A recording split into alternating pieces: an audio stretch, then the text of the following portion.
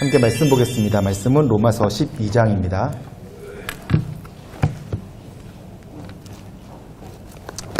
로마서 12장 9절부터 13절까지 기록된 말씀을 저와 여러분이 한 절씩 교독하시고 마지막 절 합독하겠습니다. 로마서 12장 9절부터 12절까지. 사랑에는 거짓이 없나니 악을 미워하고 선에 속하라.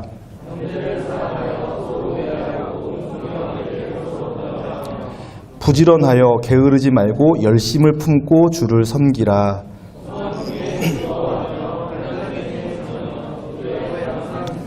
성도들의 쓸 것을 공급하며 손 대접하기를 힘쓰라. 아멘. 네, 이 말씀을 중심으로 공동체를 세우는 마음의 방향이라는 제목으로 함께 말씀의 은혜를 나누고자 합니다. 여러분, 신앙생활에 있어서 가장 중요한 게 무엇일까요? 라고 묻는다면 저는 명백하고도 분명하게 관계다라고 대답하고 싶습니다. 대답할 수 있어요. 성경이 그렇게 말해주고 있습니다. 여러분, 신앙생활을 잘한다는 것은 하나님과 좋은 관계를 맺고 산다는 얘기예요. 신앙생활을 잘한다는 것은 이웃들과 좋은 관계를 맺고 산다는 얘기예요. 신앙생활을 잘한다는 것은 나 자신과 좋은 관계를 맺고 산다는 것이에요. 신앙생활 잘한다는 것, 좋은 신앙이라는 것은 결국 관계 잘한다는 얘기입니다. 저는 저와 여러분이 이 하나님과의 관계, 나 자신과의 관계, 또 이웃과의 관계에서 성공하는 인생 되기를 원하고, 그래서 신앙에 성공하는 인생들 되시기를 주님의 이름으로 축원합니다. 여러분, 신앙생활이 관계라고 우리가 아주 명확하게 분명하게 말할 수 있는데, 그런데 이 관계라는 것이 만만치가 않아요. 특별히 성경이 말하는 관계란 사랑하는 관계죠. 하나님과 우리가 사랑하는 관계로 내가 나 자신을 사랑해 주어야 되고요. 내가 내 이웃들을 사랑해 주어야 돼요. 이웃이라면 누구라고 말할 수 있겠습니까? 첫 번째로는 가족이겠고요. 그 다음에는 연인, 부부, 또 친구 혹은 직장 동료들 다 우리의 이웃이라고 할 수 있겠죠. 또 우리 함께 신앙생활하고 있는 이 공동체도 우리의 이웃이라고 할 수 있겠어요. 그런데 이 이웃들을 사랑하는 게 만만치가 않죠. 내가 나 자신을 사랑하는 게 쉬울 것 같지만 쉽지가 않아요. 만만치가 않아요. 하나님을 사랑하는 것 쉬울 것 같은데 만만치가 않아요. 하나님을 사랑한다고 수없이 고백했지만 어쩔 때 보면 내가 정말 하나님을 사랑하고 있나? 라는 의문이 또 들 때가 있는 거예요. 당연히 내가 나 자신을 사랑하겠지라고 생각하고 있는데 가만히 보면 내가 나를 불신해. 내가 나를 못 믿어. 내가 나를 미워하는 경우도 많고 자기가 자기 자신을 미워하며 살아가는 사람이 굉장히 많아요. 안타까운 일이죠. 그래서 신앙은 관계다라고 정의해 놓고 우리가 좋은 관계 맺으며 잘 살아보고 싶어 하면 노력하고 또 노력해도 잘 안 되는 어려움이 있습니다. 그러나 어쨌든 하나님은 우리가 사랑하며 살기를 원하세요. 왜냐하면 우리는 사랑하며 살도록 지음받았기 때문에 그래요. 우리는 그렇게 설계가 되었어요. 우리는 하나님의 형상대로 지음받았는데 하나님께서 우리를 지으실 때부터 서로 친밀한 관계 속에서 살도록 우리를 창조하셨어요. 왜냐하면 하나님께서 성부, 성자, 성령 하나님께서 세 분이시지만 동일한 본체로서 존재하시면서 그 존재 양식을 우리가 갖고 살기를 바라셨어요. 그렇기 때문에 우리는 하나님의 친밀함 같이 하나님의 하나됨과 같은 하나됨을 누릴 때 완전한 만족을 누릴 수 있어요. 우리는 그렇게 창조되었기 때문에 그렇습니다. 여러분, 2차 세계대전 때 있었던 일이라고 합니다. 그때 전쟁 고아들이 많이 생겼어요. 그래서 그 고아들을 데려다가 그 유엔에서 운영하는 그 타가소에서 애들을 잘 돌봤어요. 그 긍휼한 마음을 가지고 그 아이의 인종을 구별하지 않고 전쟁 적대 국가이든 혹은 우리 유엔에 속한 국가이든 어린 아이들은 발견하는 대로 데려다가 그 타가 시설에서 잘 돌봐주려고 했어요. 그런데 애들이 잘 안 자라는 거예요. 그리고 시름시름 말라가고 얼굴 표정이 없어요. 뭐 많은 충격, 어리지만 많은 충격을 받았으니까 그렇겠지 싶어서 알록달록한 장난감을 사주고요. 그 시설을 계속 최고의 시설로 계속 바꿔줬는데도 애들이 시름시름 알아가요. 심지어는 그러다가 죽는 아이까지 생기는 거예요. 그래서 그 문제를 유엔에 있는 의료진들에게 보고했어요. 그래서 이 아이들을 좀 잘 치료해달라 해가지고 그 타가소에 이제 의료진들이 왔어요. 그리고서는 진찰했는데 진찰이 아주 간단하게 끝났어요.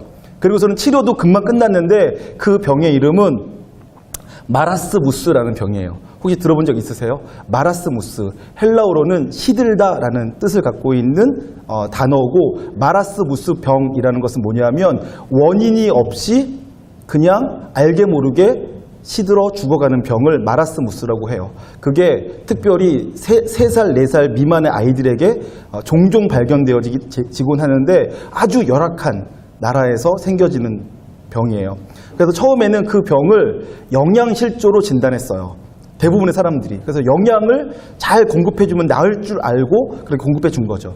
그 타가소도 그렇게 했어요. 아이들이 시름시름 알아가면서 삐짝 말라가니까, 그러니까 더 잘 좋은 시설, 좋은 환경, 좋은 영양을 공급해준 거죠. 그러면 나을 줄 알고. 그런데 그래도 죽어가니까 의사가 와서 진단했더니 이거는 마라스무스 병인데 이거는 치료하는 방법이 아주 쉽다 하고서는 바로 처치했더니 그 아이들이 실제로 다 나았어요. 방법이 뭐냐면 1시간에 10분씩 아이들을 안아주고 아이들과 입 맞춰주고 아이들과 놀아주라는 거였어요. 그렇게 했더니 일주일이 안 돼서 아이들이 다시 장난감을 갖고 놀기 시작하고요. 밥을 먹기 시작하고 밥을 먹으면 영양을 섭취하기 시작했대요. 그럼 그게 마라스무스 병인데, 그것이 우리에게 뭘 시사하냐면요, 갓난 아기들은, 아주 어린 타가들은 스킨십이 필요하다고요. 그냥 밥 많이 주면, 영양 골고루 주면 애들이 그걸 다 잘 먹고 다 잘 소화해서 아이들이 잘 크냐? 그렇지 않더라는 거예요. 일단 애들이 밥맛을 잃어요. 아이들을 안아주지 않으면, 스킨십 해주지 않으면 밥맛을 잃어요, 애들이. 그리고 아무리 재밌는 장난감을 줘도 애들이 흥미를 못 느껴요. 그냥 시름시름 알아요. 시들어가요. 왜요? 그 아이들에게 진짜로 필요했던 것은 먼저는 스킨십이니까, 사랑받는 것을 애들이 경험해야 되니까. 그래서 아주 간단하게 그냥 1시간마다 한 번씩 10분 정도씩 간호사들이, 또 동네 아줌마들이 와가지고 그렇게 안아주고 들어주고 눈 맞춰주고 뽀뽀해주고 그렇게만 했더니 애들이 다 건강해졌다라는 거예요. 여러분, 사람은 그렇게 만들어졌어요. 하나님께서 사람을 만들 때부터 그렇게 친밀한 관계 속에 있을 때 만족하고 행복할 수 있도록 만드신 거예요. 그래서 저와 여러분에게는 동일하게 그러한 친밀한 사귐이 필요합니다. 그것이 바로 하나님께서 교회를 두신 이유예요. 예수 그리스도를 말미암아 거듭난 하나님의 사람들에게는 교회가 필요해요. 서로 사랑하고 돌봐주고 감싸주고 지지해주고 격려해줄 공동체가 필요하다는 거죠. 그래서 이 교회를 통하여서 우리는 서로 사랑해주고 돌봐주고 지지해주고 격려해주고, 혹은 때로 잘못했을 때 책망해주고 바로잡아주고, 그리고 함께 아파하고 함께 기뻐하고 함께 눈물 흘려주는 그런 공동체, 친밀한 사귐이 있는 공동체를 하나님께서 이 땅 가운데 허락하신 거죠. 만들어주신 거죠. 오늘 로마서 12장에서도 동일한 이유로 지금 사도 바울이 말씀하고 계십니다. 11장까지는 복음을 설명했죠. 그 다음에 12장부터 복음에 합당한 삶을 살아야 되는데, 복음에 합당한 삶을 살아내려면, 너희가 너희 삶을 거룩한 산 제물로 하나님께 드리려면 너희에게는 공동체가 필요하다라고 얘기했고, 그래서 공동체를 잘 이루는 데 있어서 너희가 지혜롭게 너에게 주어진 은사들을 사용해라. 예언하는 자면 믿음의 분량대로, 또 너희가 가르치는 자면 가르치는 일로, 섬기는 자면 섬기는 일로 너희 은사를 잘 사용해서 아름다운 공동체를 이루어야 된다라고 알려줬어요. 그 다음에 오늘 본문 말씀하시는 거예요. 그렇게 너희 은사를 잘 사용해서 너희 공동체를 잘 아름답게 만들어 가야 되는데, 그런데 문제가 있다.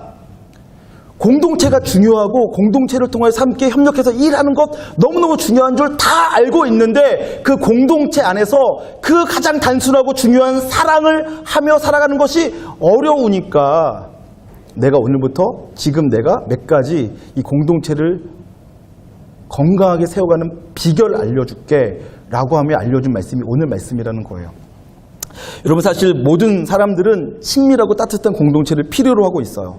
그런데도 불구하고 왜 많은 사람들이 친밀하고 따뜻한 관계가 필요한 줄은 알면서도 그렇게 친밀하고 따뜻한 관계를 만들지 못하고 있을까요? 그리고 가만히 생각해 보세요. 이 세상에서 나와 가장 친한 공동체가 누굴까요? 가족이지 않습니까? 가족이 가장 그래도 내가 마음껏 사랑할 수 있고 나를 제일 많이 사랑해주는 사람들이 가족이에요. 가장 많은 것을 알고 있죠. 그래서 가장 많이 사랑해야 되는 사람들이 가족인데 때로는 그 가족이 나를 가장 힘들게 해요. 가족이어서 너무너무 힘들 수도 있어요. 여러분, 세상에서 둘도 없는 사랑을 하는 연인이 있었어요. 그런데 그 연인의 그 뜨거웠던 사랑도 언젠가는 식어서 냉랭해지기도 해요. 그렇게 뜨거워서 밤새 통화하고 그럼에도 피곤한 줄 모르고 다음날 아침에 또 직장생활 잘하라고 안부 인사 보내주는 그런 뜨거운 사이가 1년, 2년 지나면 냉랭해져서 혹은 그냥 냉랭해지는 것이 아니라 전쟁 같은 사랑을 하며 싸우고 미워하고 증오하고 그런 관계로 바뀌기도 하잖아요. 가장 친밀하고 편해서 내 속마음을 가장 많이 내보였던 친한 친구가 나를 가장 잘 알고 있던 그 친구, 그리고 나를 가장 많이 이해해주고 나를 가장 많이 내 위로가 되었던 친구가 어느 날 나를 배신하여 그래서 믿을 놈 하나 없다라는 말을 내뱉게 만들고 믿는 도끼 발등 지키는구나 라는 속담을 되새기게 만드는 사람이 친구지 않습니까? 그러니까 사랑하는 관계, 또 서로 친밀한 관계, 또 한때는 나를 가장 안전하게 만들고 행복하게 만들었던 그 관계들이 어느 날 바뀌기도 하는 거죠. 그래서 성경은 우리에게 이렇게 말합니다. 사랑하라, 사랑하되 지혜롭게 사랑해라. 사랑하라, 사랑하되 너의 사랑이 자라가야 된다. 이렇게 말해주고 있는 것입니다. 저는 저와 여러분이 우리 안에 사랑이 필요하다는 것을 인식하셨으면 좋겠어요. 그런데 동시에 우리 안에 사랑이 필요한데 이 사랑이 지혜로워야 된다. 내 사랑은 계속 발전해 가야 된다. 변하는 것이 아니라 성숙해 가야 된다. 발전해 가야 된다라는 것을 인식하셨으면 좋겠어요. 한번 사랑했다고 이 사랑을 내가 사랑하니까 됐어 라고 끝내버리시면 언젠간 바뀌어요. 내가 계속 부단히 더 지혜로운 사랑, 더 좋은 사랑으로 자라가려고 하셔야지 그 사랑이 유지가 되고 그 사랑이 더 온전해지는 거예요. 저와 여러분이 그런 마음을 가지고 오늘 말씀을 잘 보셨으면 좋겠어요. 사도 바울은 우리의 공동체가 함께 서로 친밀하고 따뜻한 사랑을 나누고 함께 웃고 함께 울어야 하는 이 공동체, 그래서 우리를 서로 안전하게 하고 우리를 행복하게 만들어주는 이 공동체가 계속해서 신선함을 유지하고 계속해서 그 사랑이 자라갈 수 있게 하기 위해서 오늘 말씀으로 우리에게 교훈해주고 있는 것입니다. 그 첫 번째 이야기가 바로 사랑하라, 사랑하되 거짓 없이 사랑해라 라고 알려주고 있는 것입니다. 거짓 없이 사랑하라는 얘기는 가식 없이 사랑해라, 꾸밀 필요가 없는 사랑을 해라 라는 말로 이해하셨으면 좋겠어요. 여러분, 이 말씀이 너무너무 중요한데, 왜냐하면 여기에 있는 모든 말씀이 사실은 이 말씀에 붙어있는 말씀이에요. 사랑에는 거짓이 없나니 악을 미워하고 선에 속하라. 그 다음에 형제를 사랑하여 서로 우애하라고 되어 있는데, 이것은 거짓 없는 사랑을 해라 하면서 거짓 없는 사랑은 형제를 사랑하여 서로 우애하고 존경하는 거다. 그러니까 다 붙어 있다고요. 악을 미워하고 선에 속하라는 것도 거짓 없는 사랑에 붙어 있는 거고, 형제 사랑도 거짓 없는 사랑이 붙어 있는 거고, 서로 우애하고 존경하게 서로 먼저 하는 것도 거짓 없는 사랑이 붙어 있는 거예요. 그렇게 이해하시면 돼요. 헬라어 문장이 그렇게 되어 있는 거예요. 자, 그렇게 이해하려면 그렇게 이해하면서 지금 우리가 가장 먼저 볼 것은 거짓 없는 사랑, 꾸밀 필요가 없는 사랑이 얼마나 중요한가를 먼저 이해할 필요가 있어요. 여러분, 우리는 사랑이 중요한 줄 알아서 우리도 모르게 사랑을 자꾸 꾸며서 해요. 제가 오늘 일부러 제 그 포켓 성경을 갖고 왔어요. 제가 이제 통독용으로 갖고 다니면서 읽는 성경, 현대인의 성경이에요. 그래서 제가 이 책을 한 15년, 20년 가까이를 이제 제가 쓰고 있는 제 손때 묻은 성경책이에요. 막 수많은 메모들이 돼 있어요. 너덜너덜한 거를 케이스를 바꾼 거죠. 여기에 우리 아이들 깐난아기 때 목욕하던 사진들도 막 있고 그래요.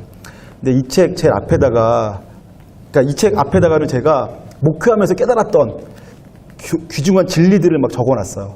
이것만큼은 꼭 잊지 말아야지 하면서 했던 것들을 적어놨단 말이에요. 근데 그 중에서 제가 오늘 설교를 준비하면서 이게 생각이 났어요. 제일 앞부분에 이렇게 적어놨는데 제가 뭐라고 써놨냐 하면 진짜 사랑이 필요하다. 대충 흉내만 내는 것으로는 아무런 감동도 변화도 줄 수 없다. 라고 제가 적어놨단 말이에요. 제가 왜 이렇게 적어놨게요? 제가 왜 이렇게 적어놨겠습니까? 적어놓은 데에는 안 되니까 적어놓은 거죠. 잘 안 되더라고요. 진짜 사랑하는 게 어려워요. 사랑스러운 사람들을 사랑하는 것은 별로 어렵지 않겠는데 사랑스럽지 않은 사람도 사랑해야 되니까 어렵죠. 오랫동안 같이 알고 지내고 마음을 나누고 그리고 서로가 서로를 깊이 이해하고 존경하고 존중하는 사람을 사랑하는 것은 별로 어렵지 않은데 그런데 살다 보면 좋은 것만 잊지 않고 알면 알수록 감춰져 있었던 뒷모습들을 발견하게 되어지고 그래서 실망하게 되어지는데도 여전히 진짜로 사랑하려면 꽤 어렵더라고요. 특히 목회자로서는 그렇죠. 예를 들어 아내와 부부싸움을 했어요. 그래가지고 얼굴이 웃어지지가 않는데 이가 악물어지는데 와가지고 한부 예배 때 성도님들이 올라오시면 어서 오세요. 오늘도 좋은 시간 되시길 바랍니다. 하고 웃으면서 인사하려고 그러면 인사하다가 다 들어가는 순간들 얼굴이 굳어져요. 내가 지금 뭐 하고 있는 건가? 그래서 갈등하는 거죠.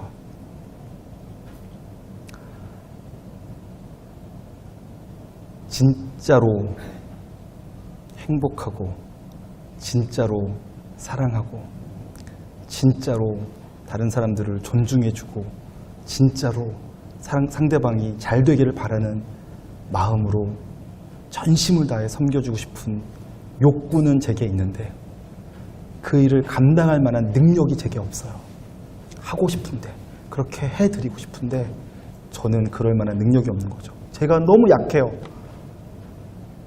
부부싸움 평생 안 하고 살면 좋겠는데 가끔씩 하게 되고 부부싸움 해도 아주 쿨했으면 좋겠는데 딴 사람들하고는 싸워도 다 있는데 아내가 싸우면 절대 못 있겠고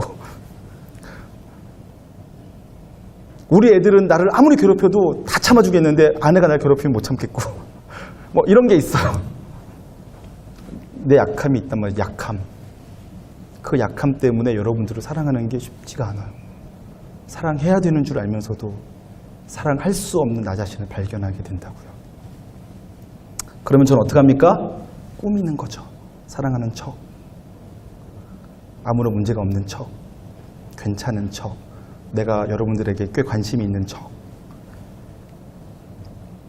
그렇게 안 하면 내가 쓰레기 같은 사람으로 보여질까 봐 염려하고 걱정하면서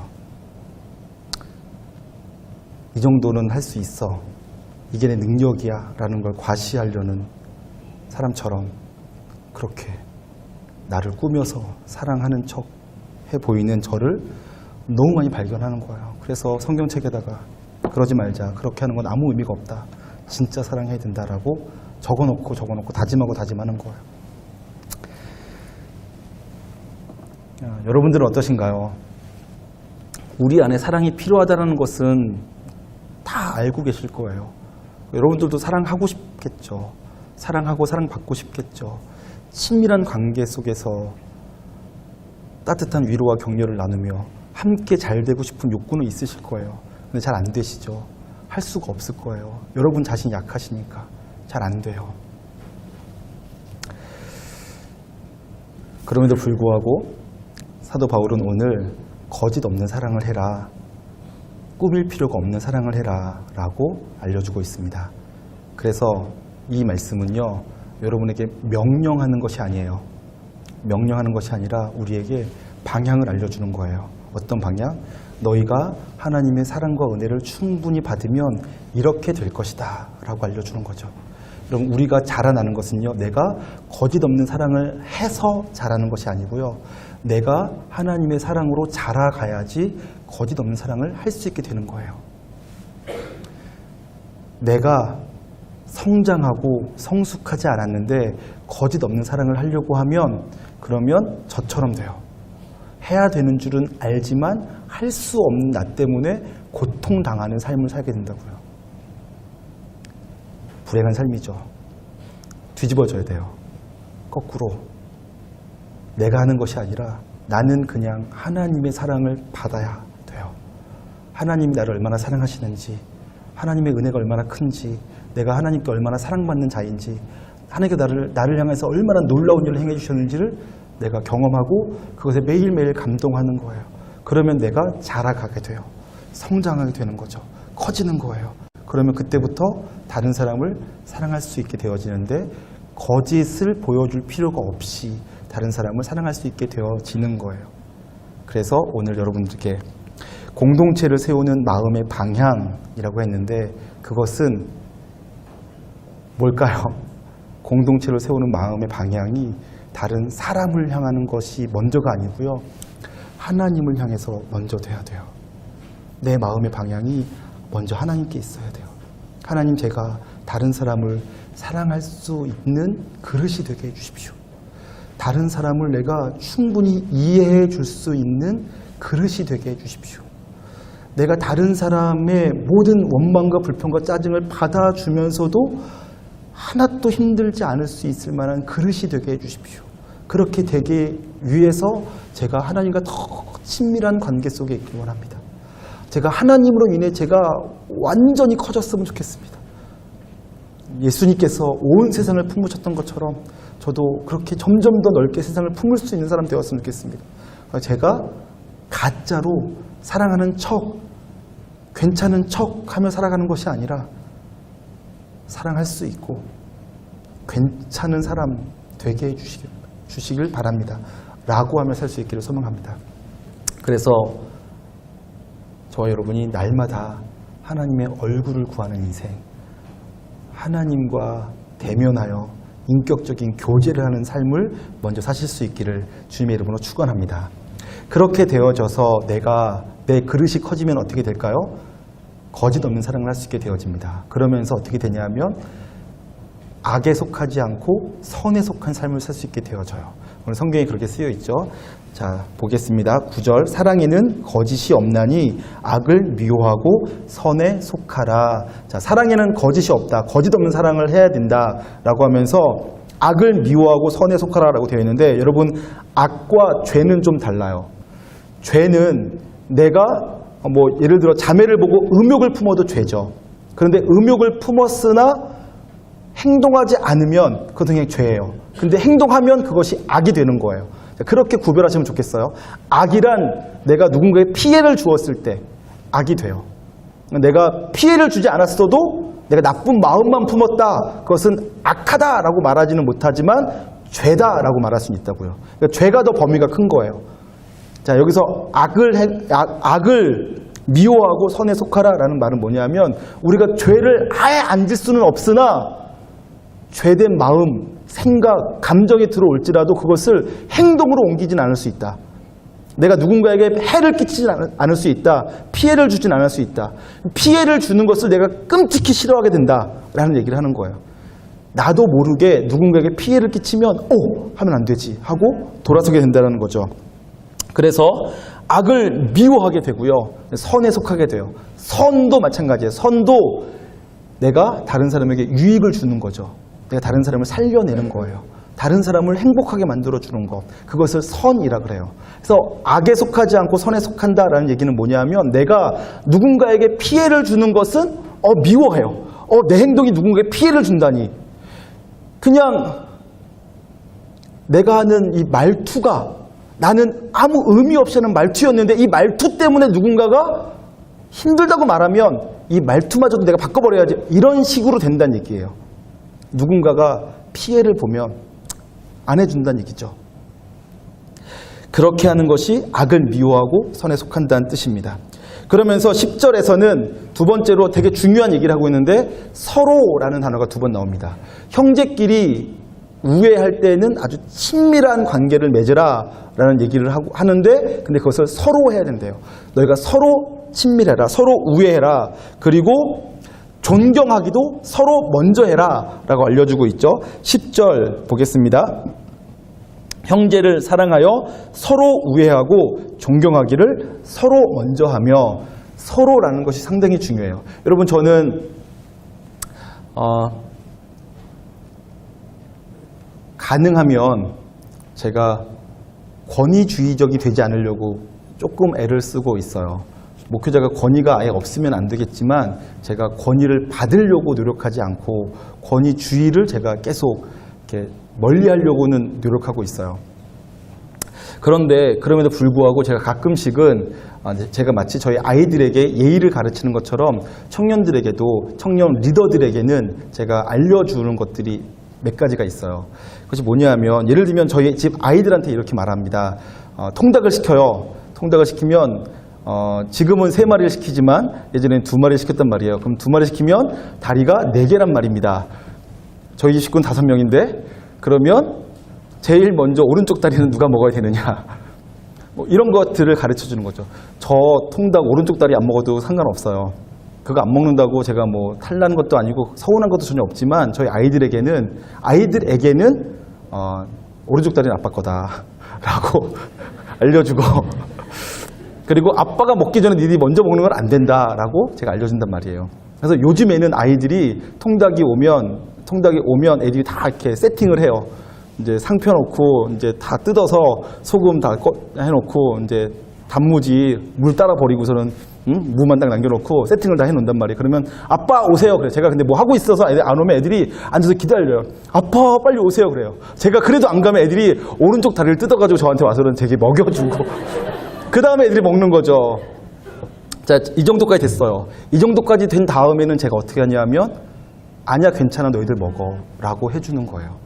저는 정말로 통닭이 오른쪽 다리가 먹고 싶어서 그런 게 아니라 아이들과 제가 서로 존중하는 법을 배우길 원해서, 그래서 아이들이 그렇게 부모를 존중해 주는 법을 배우길 원해서 한 거였고, 이제 존중을 하니까 지금부터는 제가 도리어 반대로 아니야 맛있는 건 너희 먹어 라고 해주게 되는 거죠. 청년들하고도, 청년 모두에게는 아니지만 리더들에게는 제가 가끔씩 요구해요. 너희들이 나를 존중해 주는 것을 보여주지 않으면 그럼 내가 너희들을 존중해 주는 걸 보여주기가 어렵다라는 얘기를 합니다. 제가 존중받고 싶어서가 아니라 성경이 가르친 대로 서로가 서로를 먼저 존중해 줘야 돼요. 저는 청년들이 그것을 배우길 원했기 때문에 이렇게 알려주는 거예요. 아직 청년이지만 어린 사람들에게는까지 요구하진 않지만 리더임에도 불구하고 존중해 주는 법을 못 배우고 몰라서 못하면 안 되기 때문에 알려주는 겁니다. 그런 식으로 성경은 서로가 존중해 줘라 라는 얘기를 해주고 있어요. 그리고 서로가 친밀해지라 라는 얘기를 해주고 있어요. 그 서로라는 단어가 상당히 중요합니다. 여러분, 나이 많은 사람이 나이 어린 사람에게 다가가는 게 맞을까요? 아니면 나이 어린 사람이 나이 많은 사람에게 다가가는 것이 맞을까요? 네, 나이 어린 사람에게 물었더니요, 나이 많은 사람이 다가오는 게 맞다고 하더라고요. 제가 어르신들께 물어봤어요. 그랬더니 애들이 다가와야지 그러시더라고요. 서로가 너희가 다가와야지, 당신이 다가와야지 라고 하고 있어요. 그게 안 된다는 얘기입니다. 성경에 가르친 대로는 어떻게 되죠? 누가 먼저 다가가야 됩니까? 그러면 어르신들에게 여쭤보면 어르신들이 어른인 우리가 다가가야지 라고 대답해야 되고요. 애들에게 물으면 애들인 저희가 다가가야죠 라고 대답해야 된다고요. 이게 상호주의예요. 근데 우리는, 대부분의 사람들은 반대로 얘기해요. 여러분, 남자가 자매에게 먼저 다가가야 됩니까? 형제가 자매에게 먼저 다가가야 됩니까? 자매가 형제에게 먼저 다가가야 됩니까? 당연히 형제 아닙니까? 당연히 형제가 다가가야죠. 서로 다가가야죠. 제가 오랫동안 교회 생활하면서 수많은 사람들과 대화를 해본 결과요, 제가 뭘 발견했냐면, 사람들이 다가오기를 바라면서 자기는 안 다가가고 있는 사람들이 굉장히 많다는 걸 발견했어요. 사람들과 친해지고 싶어요. 근데 거의 대부분이 다 그래요. 교회에 와 있는, 교회에서 예배드리고 앉아있는 모두는, 아니 거의 98%는 사람들과 친해지고 싶어 해요. 그런데 그러면서도 내가 다가가면 저 사람이 나를 거절하면 어떡하지? 내가 다가가는데 저 사람이 피하면 어떡하지? 라고 두려워하며 안 다가가고 있는 거예요. 그런데 그렇게 내가 다가갈 때 저 사람이 피하면 어떡하지? 라고 하면서 내가 주저하고 있는 그 사람은 어떻게 생각하는 줄 아세요? 똑같이 나를 보면서 내가 다가가는 저 사람이 날 피하고 도망가면 어떡하지? 라고 생각하고 있다니까요. 서로 그러면서 못 다가가고 있는 거예요. 이거는 진리예요. 진리. 서로 다가가고 서로 가까워지기를 원하는 마음들이 있어요. 그런데도 못 다가가고 있는 거죠. 성경은 서로 친밀해져라. 서로 가까워져라. 형제끼리는 친밀해야 된다. 우리끼리, 교회 공동체, 교회 식구들끼리는 아주 친밀해야 된다라고 알려주고 있는 거예요. 그래서 뭐라고요? 형제를 사랑하여 서로 우애하고, 제가 이거를 여러분 이 종이에다가는 제가 그 원어에 근거해서 현대적으로 해석해 놓은 거 써놨어요.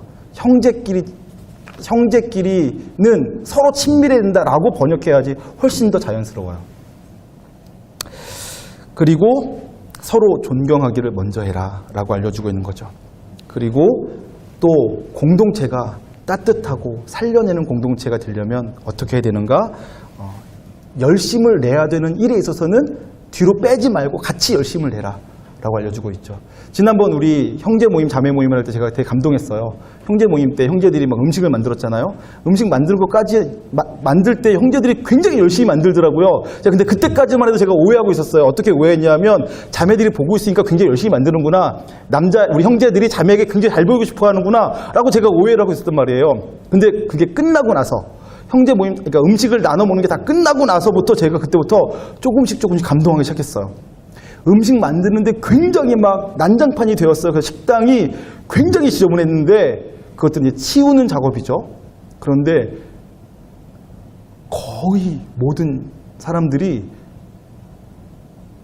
일하는 걸 주저하지 않고 적극적으로 손을 걷어붙이고 나가서 같이 일을 하더라고요.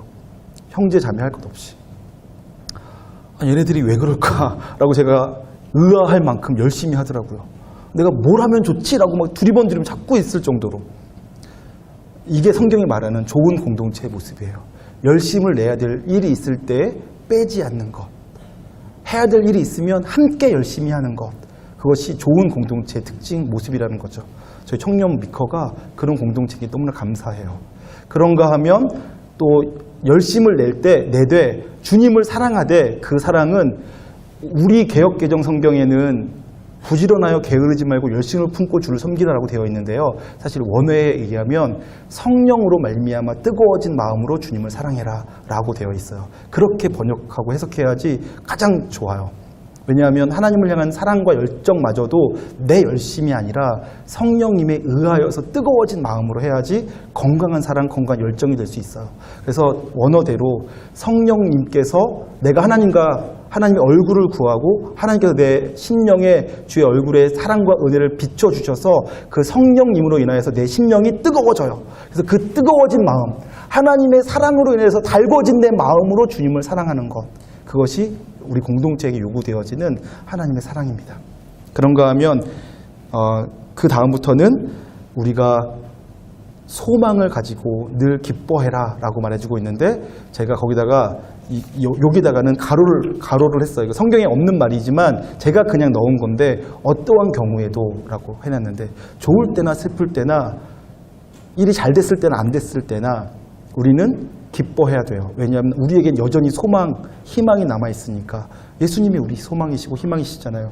그 하나님으로 인하여서 어떠한 경우에도 소망을 잃지 않고 기뻐하는 것이 우리 안에서 있어야 될 건강한 관계를 만들고 건강한 공동체를 만드는 힘이에요. 그래서 우리 안에 누군가가 지쳐 있어요. 낭망했어요. 좌절했어요. 그럼 우리가 뭐라고 말해야 됩니까? 소망을 얘기해야 돼요. 우리에겐 주님이 계시잖아. 힘내. 주님께서 도와주실 거야.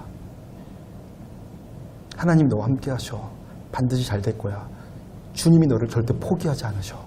이렇게 서로가 서로를 격려하는 거죠. 우리에게 있는 소망으로 함께 서로를 지지하고 격려하고 세워주는 거예요.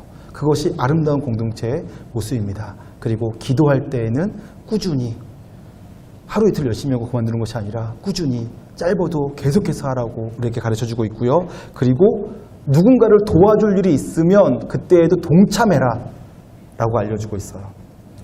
누군가 도움이 필요한 사람이 있는데 거기에 나만 쏙 빠지지 말고 나 동참해라 라고 알려주고 있습니다. 저 청년부에서는 이삭죽기 하고 있어요. 이제 새로 오신 분들은 잘 모르실 텐데 매년 연초에 돼지 저금통 나눠주고 여러분 주머니 속에 있는 동전들을 집에 들어가자마자 집어넣도록 하고 있습니다. 그래서 그 이삭죽기로 모아진 돈은 11월 달에 다 걷어서는 그걸로 우리가 회의를 통해서 어디다 쓸지를 결정하죠. 작년 같은 경우에는 연탄 배달하기로 결정해서 연탄 나눔을 했었어요. 올해도 또 똑같이 하게 될 거예요. 혹시 늦게 오셔서 연초에 안 계셔서 돼지 저금통 못 받으신 분, 이삭죽기 현금 돼지 저금통 못 받으신 분들은 이제 자기 소그룹 목자들에게 말씀하셔서 원하시면 가지고 가셔서 올해에는 내지 마시고 올해부터 모으셔서 내년에 내주세요. 그럼 내년 또 11월 달에 그게 쓰여질 거예요. 왜 그러냐면 저금통은 큰데 돈은 조금 들어있어가지고 저금통이 아깝더라고요. 지금부터 모아서는 올 11월 말고 내년 11월에 그런가 하면 손님 대접하는 일에 힘쓰라고요. 나그네를 대접하는 일에 힘쓰라고 성경 가르쳐주고 있습니다. 우리 가운데 누군가가 지쳐있고 곤고하고 또 절망 가운데 있는 사람, 상심한 사람이 찾아왔을 때 그 사람을 외면치 말고 소홀히 대접하지 말고 최선을 다해 그를 섬겨주고 대접해서 세워놓고 살려놓으라고 알려주고 있는 거죠. 저희 공동체가 그러한 공동체가 되었으면 좋겠습니다. 하나님께서 원하시는 공동체는 그러한 공동체예요. 어떻게 가능하냐? 저와 여러분이 하나님의 얼굴을 구하며 하나님과 친밀한 관계 속에 있어서 저와 여러분이 커지면 돼요. 저와 여러분의 사랑이 커지고 신앙이 커지고 인격이 커지면 이러한 일들이 가능해져요. 할 수 있게 되어지는 거죠. 나그네를 보면 그냥 지나칠 수가 없어요. 냄새가 나고 그 다음에 내가 지금 한 번 도와준다고 그에게 아무런 도움이 될 것처럼 보여지지 않아도 단 한 번만이라도 내가 할 수 있는 최선을 다해 그를 도와보겠다 하고 돕게 되는 거죠. 데리고 목욕탕 가서 목욕시켜주고 따끈한 밥 한 번 사주고 같이 얘기 들어주고 돌려보낼 수 있는 마음이 생겨지게 되는 거죠. 지금 하라고 하시면 못하시겠죠. 근데 여러분들이 커지면 하실 수 있어요. 그래서 여러분들이 커지기를 소망하며 예배 가운데 날마다 하나님의 은혜를 경험하고 여러분의 삶이 성숙해지시기를 주님의 이름으로 축원합니다. 함께 찬양할게요. 그 사랑 얼마나 라는 찬양 지난주에서 오늘도 부를 텐데요. 다 표현 못해도 나 표현하리라. 다 고백 못해도 나 고백하리라. 다 알 수 없어도 나 알아가리라. 다 닮지 못해도 나 닮아가리라. 여러분 우리 잘 알고 있어요. 우리가 다 할 수 없어요. 우리가 다 예수님처럼 살 수 없다라는 거 알고 있어요. 아무리 노력해도 잘 안 되죠. 그러나 아무리 노력해도 잘 안 되는 것 알고 있지만 지금부터 시작해보겠다. 해보겠다. 내게 주어진 역량만큼이라도 해보겠다라는 고백을 가지고 살았으면 좋겠어요. 그래서 이 찬양 함께 부르며 지금 나는 여기서 말하는 모두를 다 할 수는 없어도 이 중에서 다만 일부라도 지금 할 수 있는 만큼 내가 해보겠습니다. 그러면서 내 그릇의 크기를 내가 알아가 보겠습니다. 그리고 내 그릇이 요만큼이었었는데 내년에는 이만큼이 되는 것을 확인하길 원합니다. 하는 마음으로 사셨으면 좋겠어요. 함께 찬양하겠습니다.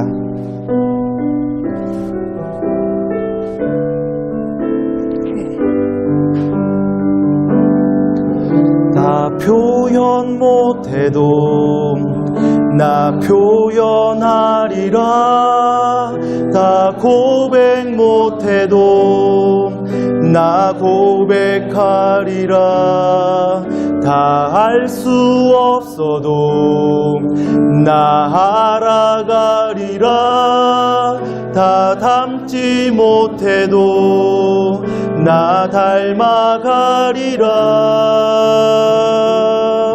다 표현 못해도 나 표현하리라. 다 고백 못해도 나 고백하리라. 다 달 수 없어도 나 알아가리라. 다 닮지 못해도 나 닮아가리라. 그 사랑 얼마나 아름다운지, 그 사랑 얼마나 날 부욕해 하는지, 그 사랑 얼마나 크고 놀라운지를, 그 사랑 얼마나 나를 감격하게 다시 한번 처음부터. 다 표현 못해도 나 표현하리라. 다 표현 못해도 나 표현하리라. 다 고백 못해도 나 고백하리라. 다 알 수 없어도 나 알아가리라. 다 닮지 못해도 나 닮아가리라. 다 표현 못해도, 다 표현 못해도 나 표현하리라. 다 알백 못해도 나 고백하리라. 다 알 수 없어도 나 알아가리라. 다 닮지 못해도 나 닮아가리라. 그 사랑 얼마나 아름다운지, 그 사랑 얼마나 날 부욕해 하는지, 그 사랑 얼마나 크고 놀라운지를, 그 사랑 얼마나 나를 감격하게 그 사랑 얼마나,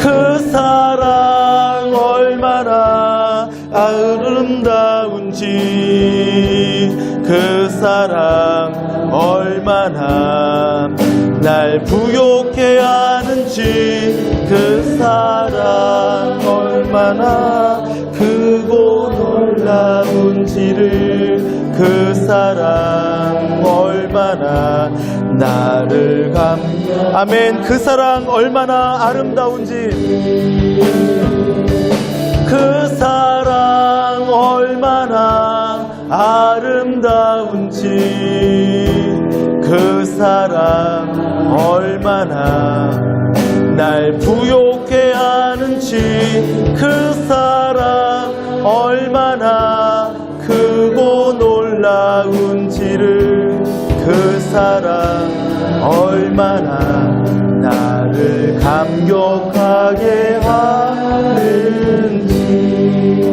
아멘. 아름다우신 그 사랑, 나를 부욕해 하는 그 사랑, 크고 놀라우신 그 사랑, 그 사랑이 나를 새롭게 합니다. 그 사랑을 내가 듬뿍 받아 누리길 원하고요, 또 그 사랑을 내가 알고 표현하고 닮아가길 원하시길 소망하고요, 그 사랑이 표현되어 나도 다른 사람의 삶을 부욕해 하기를 원합니다. 그런 마음 달라고 시간 함께 짧게 같이 통성으로 기도하겠습니다. 함께 기도합니다. 존귀하신 하나님 아버지, 우리에게 그 아름다우신 사랑, 그 부요하신 사랑, 크고 놀라우신 사랑, 나를 감격케 하시는 그 사랑을 알아갈 수 있게 해주시고, 배워갈 수 있게 하시고, 닮아갈 수 있게 하시고, 표현할 수 있게 하여 주시옵소서.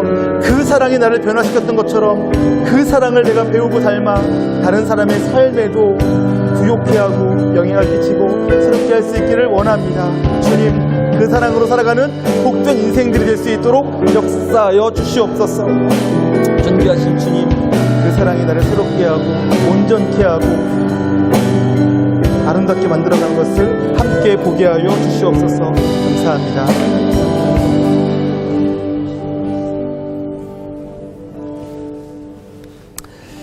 하나님, 우리를 사랑해 주셔서 감사합니다. 아름다우신 사랑으로, 크고 놀라우신 사랑으로, 나를 감격시키고 감동케 하시는 사랑으로, 나를 부욕케 하시는 사랑으로 내 삶을 온전케 하시고 새롭게 하시고 이끌어가 주시니 감사합니다. 날마다 그 사랑을 경험하고 배우고 알아가며 닮아가며 우리의 존재가 더 성숙해지기를 원합니다. 성장하기를 원합니다. 예수 그리스도의 장성한 분량까지 자라갈 수 있기를 원합니다. 그래서 말씀이 가르치는 것들을, 말씀이 요구하는 것들을 다 해낼 수 있는 인생 되어지기를 원합니다.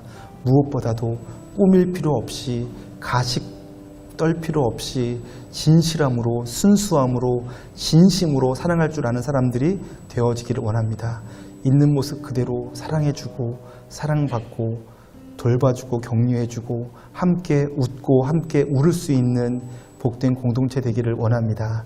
그런 공동체로 잘 자라갈 수 있도록 청년부에 복 내려주시고 기름 부으시고 새롭게 하시고 온전케 하여 주시옵소서. 감사드리며 존귀하신 예수님의 이름으로 기도하옵나이다. 아멘. 이제는 우리 주 예수 그리스도의 놀라우신 은혜와 하나님 아버지의 극진하신 사랑하심과 성령님의 감화 감동 교통하심의 역사가 이 자리에 나와 있는 모든 청년들과 모든 성도들에게, 또 멀리 해외에 나가 있는 우리 지체들에게, 또 군대에 있는 지체들에게, 또 어려운 마음을 치료하고자 지방으로 나가 방황하고 있는 친구들 가운데 이제로부터 영원토록 함께 있을지어다. 아멘.